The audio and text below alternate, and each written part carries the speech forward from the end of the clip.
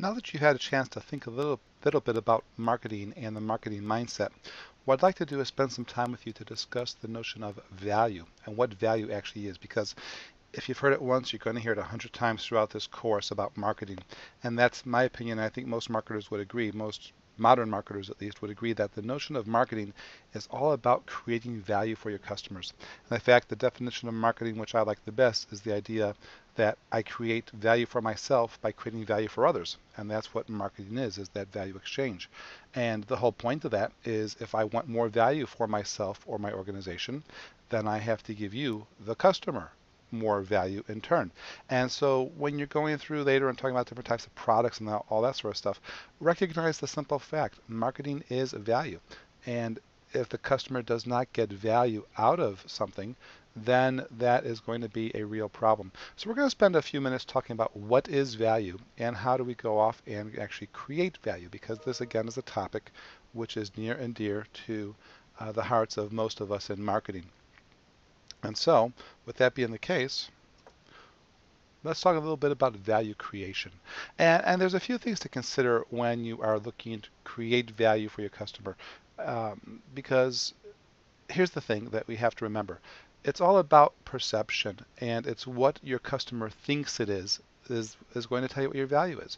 And that has to do with what we talked last time about the different competitive advantages. I don't care what it really is. It only matters what your customer thinks. And that's the key to this. So the first question you have to ask yourself, and this ties in perfectly with the consumer behavior chapters that you're reading, is the idea, how involved are your customers with your product or service that you are offering? And there are two main types of involvement that somebody has with a product or service that a consumer has. The first being what we call low involvement.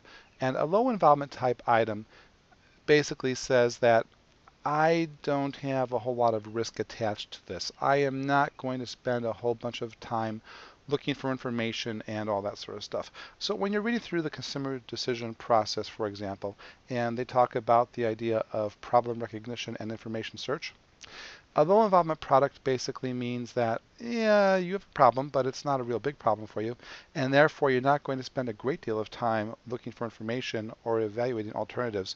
You're probably just going to go with top of the mind. And in fact, this is one of the discussion points that's been in the blog so far, is that idea of if you have a low involvement product, people aren't going to spend too much time thinking about you when it comes time to purchase.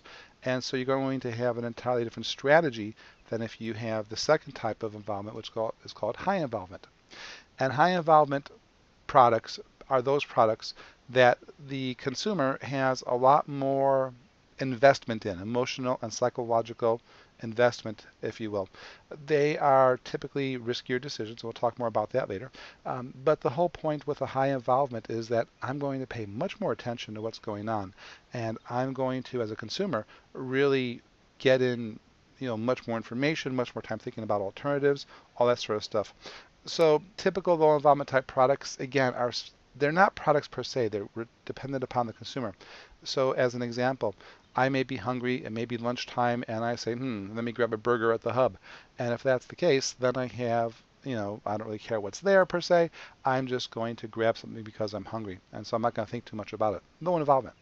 However, if I'm on vacation in a land where they're known to not be necessarily clean and have bad water, I may be much more conscientious of the type of food that I order for my lunch because the risk factor is so much higher if I don't do that. So again, involvement is something which is consumer based, but it's one you have to be very, very aware of when you're studying consumer psychology, because for most of us, if you're a low involvement product or seen as a low involvement product by your market, then you're going to have to really repeat your ad over and over. And that sort of idea, it usually goes to the big players, those with the resource advantage. Those of us who don't have resource advantage, we typically want to try to make our product more involving. And so that's the first step with consumer behavior, is to create a product which is more involving and which is going to have somebody with more consequences, if you will. So that's one aspect of value creation. Along with value creation, we also have the idea of what does your brand actually stand for? What are you known for in terms of the mind of the market? What do they see or think of when they see you? And so with that being the case, your brand is known for something, and we're going to talk a lot more about branding next week with the 3 purposes of branding, but your brand needs to stand for something also, especially with higher involvement products. And last, we also have the idea of your positioning statement. To create value, you have to somehow be positioned. This is your strategic competitive advantage we talked a little bit about in the other presentation. And that's the whole idea. You have to have your brand standing for something. You have to position yourself in the mind of the consumer, and they have to see you as a solution to their problem, whether it be a low involvement or a high involvement problem. And again, there are different strategies depending upon what you are seen as, high or low involvement. And your brand will stand for something, and it might stand for very little, frankly, but it's going to stand for something, and your positioning, same for that. It's going to be along those lines. So I just want to spend a minute now talking about the whole idea of, all right, that's value creation in a nutshell, but what exactly is value? Because value is something that we all talk about, but it's kind of amorphous. People don't really necessarily know exactly what it is, but we do know. We do know as consumers. And so value actually is an equation that makes perfect sense when you think about it. Value is quality divided by cost. And the quality is the benefit you get out of using something, and we're going to talk more about benefits in just a moment. And the cost is, what does it cost you, not only financially, but in other aspects, in order to have this given product or service. And if the quality exceeds the cost, you have a high value item, and you are looking at something which is valuable for yourself as a consumer, and that's what we want to get as a marketer, is giving you something as the consumer which you find valuable. So with that being the case, how do we increase value? Well, there's a few ways to increase the value of something. The first, an obvious one, is if I want to increase value, I need to increase the quality of what I am doing. And the second and also obvious way is that if I can't increase the quality, then I can also try to decrease the cost. Ideally, if you do both, you're going to have much more value in the mind of the market. And as I mentioned before, with the whole idea of value creation, if I, as a marketer, can give you as a consumer more perceived value, i.e. you think that I'm worth more, you'll pay me more. And so value directly translates to money earned for an organization. Same for those of you who might, for example, be job seekers. If you can convince a potential employer how you are more valuable than somebody else, then you are worth more, you're more likely to get the job, and you are also more likely to actually get a higher salary. So those are two things you have to look at. So let's take them one at a time. Quality. With quality, there are a few different ways that people look at the quality of a product. The first is what is called product benefits. And basically what this says is, does the product perform as I expect it to perform? If I eat a sandwich, does it fill me up? If I use a pen to take notes, does the ink flow out and give me the writing on the paper that I wish to get? These are the product benefits. Does my phone have a signal, and can people hear me on it? These are the sort of things that you have to have for your product. And so if you can increase product benefits to your whatever you're offering, then again you probably will have some increased quality in the mind of the consumer. Another way to increase quality is through what we call service benefits. And when we talk about products, we'll talk more about this later, but that's the notion of, how can I extend or augment my product? What are things I can do in terms of service? So as an example, you're going on a vacation and you have a choice between a Best Western and a Ritz-Carlton. They both offer beds. They both offer bathrooms. They both offer televisions. They offer the amenities you expect in a room, and yet the Ritz-Carlton is going to be a highly different service experience than if you just went to the Best Western, because they might have concierges, they might have different hours of operation for things, they might have robes and very plush turn-down service and all that sort of thing. And so the service benefit is one that you can also enhance your quality with by enhancing the service of what goes along with the basic product benefits. Well, we also have something called the image or the brand benefit. And what this is plain and simple. What's the brand name worth? What's the brand recognition worth? As examples, some brands just command more money and are considered higher quality merely because of the brand name. As an example of that, for those of you who may be aware, Prism, they're out of business now, but if you remember the car manufacturer Prism, people would say, oh, well, let me look at a Toyota Corolla or a Prism, a Geo Prism.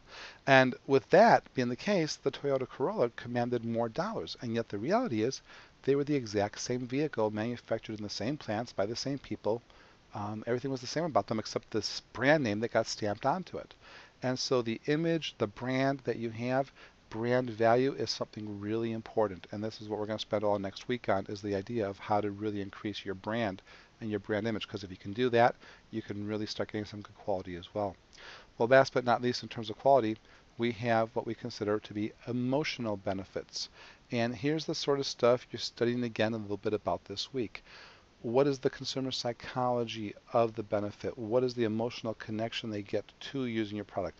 Do they feel a certain way when they're using your product? Is there a certain attitude attached to it? All that sort of thing is an emotional benefit which has a tie-in with consumer psychology. And if you can get that, that's almost the holy grail of quality, because once somebody is really emotionally attached to whatever it is that you offer, then they will be yours. They'll be loyal. And that's something that we all seek as marketers.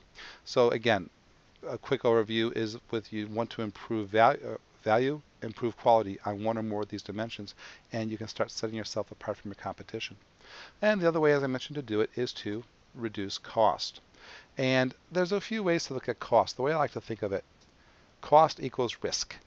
Basically, what's my risk level attached to owning or operating or using whatever it is that a marketer is selling?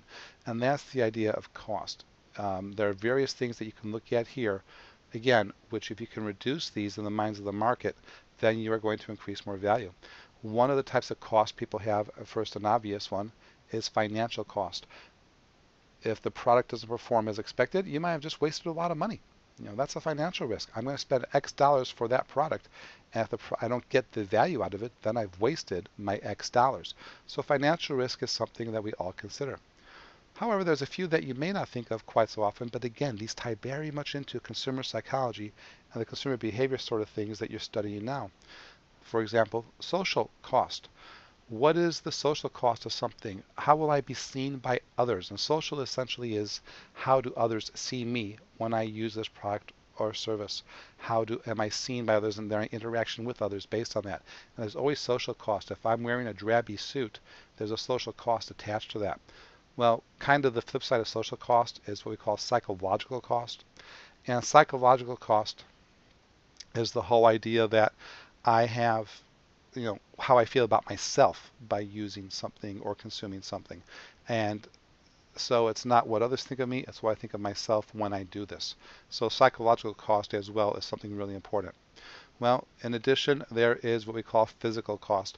And this is things like safety and physical features, the aspects of the actual using of it. So when I buy a car, there's financial cost, obviously, for the outlay.